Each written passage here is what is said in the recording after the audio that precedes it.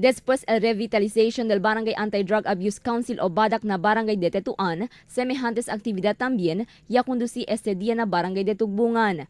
Junto con el personal del Philippine Drug Enforcement Agency o Pdea, Police Station 6, Opisyales del Tugbungan, Crime Watch Volunteer y DILG, ya conveni para mejora y forma un action plan na mencionado barangay kilaya combate con el asunto de droga. Bajo na Memorandum Circular 2015-63, tamanda con kada barangay para el revitalization del Barangay Anti-Drug Abuse Council. Según con el barrio Kapitan Jun Graciano, manera para intensificar campaña na komunidad acerca el illegal droga. Por medio de el dale mira que seryoso el barangay y autoridad para eliminar con el asunto de droga na komunidad. So umentayo akil mga NGOs and other organizations existing akin na community para ayuda sila grande in the information dissemination para kada aktibo sabi el community kay we are serious and este klase de activity aquí na komunidad.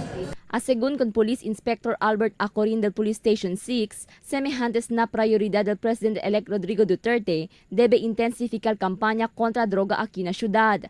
Taas acord del PNP que el pelea contra droga ilegal ta prinsipya na familia por medio del propio guía con mag-aanak.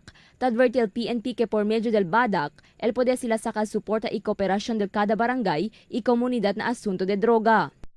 Fighting drugs is not just a sole responsibility del diamond law enforcer o kami mga police and other law enforcement agency, but also it involves, mas queda se bien effective si involve al community. Además, base na records del Philippine Drug Enforcement Agency, entero país ya el afectado na proliferación de droga prohibido. El droga según mayoría tasare na otro nasyon itaas si entra na país. Tali según el shabu, ecstasy y marihuana, que rampante el uso y venta na entero país. Por eso el Deputy Regional Director del Pdea 9 Levi Ortiz ya habla importante el participación del comunidad y barangay na pelea contra droga.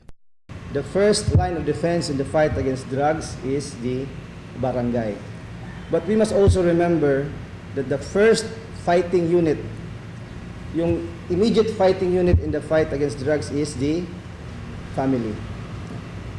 Kung every parent, every father, every mother monitors, checks his or her son or daughter, it will cause malaking impact yan sa pag-minimize natin or suppress the drug proliferation in our country.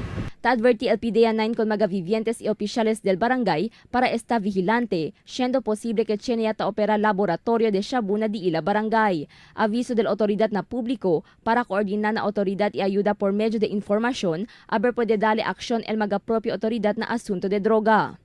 Crisel Almonia, Dateline Zamboanga.